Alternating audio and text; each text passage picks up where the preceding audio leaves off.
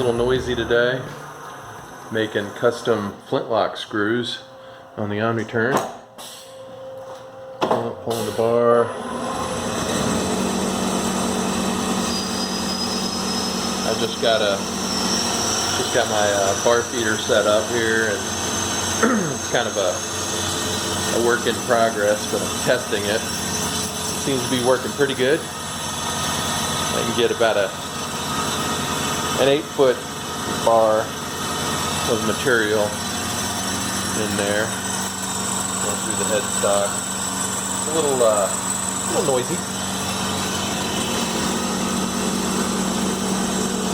Finished cutting the screw head there. Go in and thread it. 832.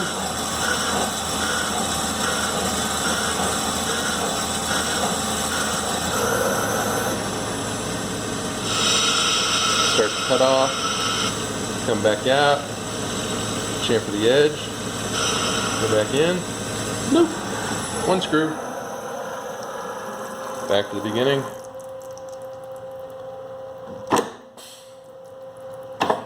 pull the bar, start over again.